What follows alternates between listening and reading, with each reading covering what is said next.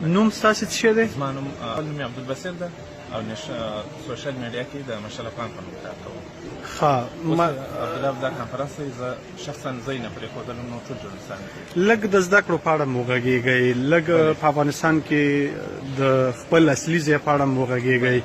قطر ته په کوم ترو باندې راغلي یئ؟ د غزني ولایت د قرهباغ د ولسوالۍ اوسېدونکی یم او زده کړې مې هلته هم کړې دي، مکتب مې هلته ویلی ده، مدرسه مې وویلې ده، دیني زده کړې مې هم کړې دي او دلته چې راغلی یم دلته خپل ترتیب باندې راغلی یم. خپل ملګرو راته یو څه ترتیب جوړ کړی و او زه د ملګري څوک دي؟ ملګري مې شخصي خپل کورني ملګري دلته اوسېږي. لکه څوک؟ هغه داسې عام خلک دي چا سره کار نه ویل کېږي ته د استاد یاسر د کورنۍ نه یې؟ نه نه نه نه نه دا غلط دی. استاد یاسر د کورنۍ زه نه یم، زه د غزني ولایت د قرهباغ ولسوالۍ جمال خیل کلي اوسېږم. همدلته اوسېږي؟ نه نه دلته نه اوسېږم. کله راغلی؟ زما تقریبا 2 ورځې کېږي دا غونډې ته راغلم.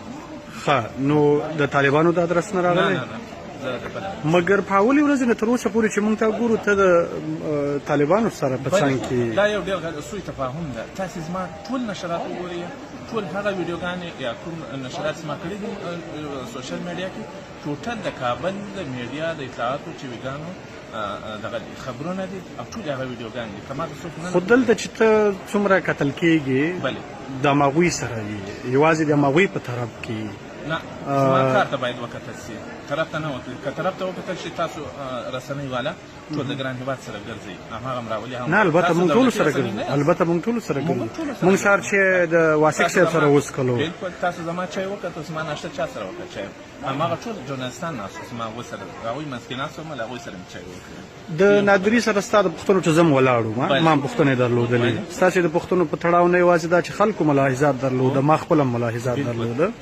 د یو ژورنالست ژبه ما تاسو ته کاته، ستاسې لاس داسې خوځېدو. تاسو چې کله اول ټلیفون ونیولو ما سره ویډیو هم شته ده، خورا احساساتي وای. فکر کوئ د څارنوال او د ژورنالست ترمنځ به م لږ فرق وي؟ تاسو چې کومې خبرې وکړلې یا کومې پوښتنې م وکړلې، کوم ډایلوګ هم وکړې، دا د یو ژورنالست و، د یو څارنوال، د یو قاضي و او که د یو آزاد خبریال؟ دا د آزاد خبریال. زه به تاسې یو مثال درکړم. تاسې په اروپا کې وګورئ، تاسې په عربي نړۍ کې وګورئ، په ټولو هېوادو کې وګورئ، ژورنالست پوښتنې الفاظو ته کتل کېږي چې تا غلط الفاظ استعمال کړه، سپک الفاظ. کېدلی شي دې شو چې همدا پوښتنې دې په دغسې بڼه کړې وي چې هدف یې واضح شوی وی، ستاسې ځواب هم ویل شوی وی، تاسې بیخي لوری ونیولو.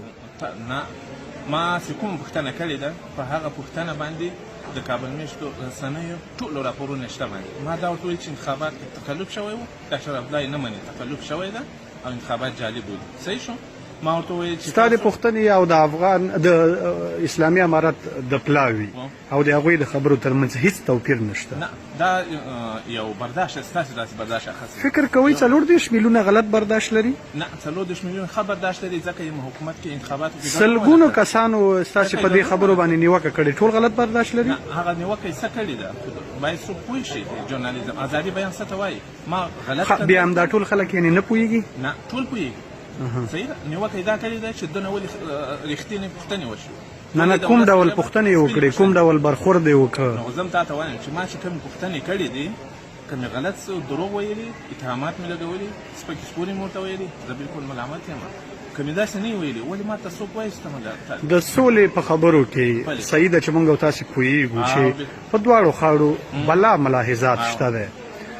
که موږ د هغوی د جمهوریت خبره کوي، کوم جمهوریت؟ هماغه چې فساد پکې اوج ته رسېدلی، که دې طرف ته د یو په ټولو اصولو ولاړ بنسټیز اسلامي نظام خبره کېږي، په دې اوسني حالت کې چې موږ او تاسې ولاړ یو، قطر اسلامي هېواد دی که غیر اسلامي هېواد؟ قطر اسلامي هېواد دی، شاید اسلامي احکام ټول پکې پلي نه وي. ولې نو بیا کوربهتوب او زموږ او ستاسې راتګ د یو بشپړ اسلامي هېواد، دغه څوک چې زموږ کوربهتوب کوي چې هغه خپله په دې بنسټونو ولاړ نه دی، نو زموږ کوربهتوب دا ضروري نه ده چې یو څوک که مسلمان و نو بس موږ سره اړیکې پالي. زموږ او ستاسې څو ورځې چې دلته ناستې وې، موږ اسلامي اصول مراد کړل؟ تا او ما یا نورو ته خپله وس مراد کړي، کوم چې وس نه وي هغه شاید هغه کې مکلف هم نه. په څه مجبور و چې نه مو مراد کړي؟ مجبوریت هم څه و؟ موږ خو مراد کړل، چا چې نه دي مراد کړي هغه به خپله وجه. زموږ او ستاسې د سترګو په وړاندې چې دلته څه تېرېږي دا مجبوریت ده. مجبوریت دا ده چې زه تر نړۍ غږ رسولی شم. زه ځکه همدلته راغلم، زما غږ تر ننه چا نه اورېدو، 2-3 کاله وو. زما د دې پوښتنې د هدف دا و چې فکر نه کوئ په دغسې وضعیت کې چې په دواړو غاړو ملاحظات شته دی، ښه به نه وي چې دغسې بحثونه چې هغه تفرقات چې هغه مخالفتونه زیږوي، هغه جګړه زیږوي، هغه بیرته جنګ ته ستنېدل دي، ښه نه دي؟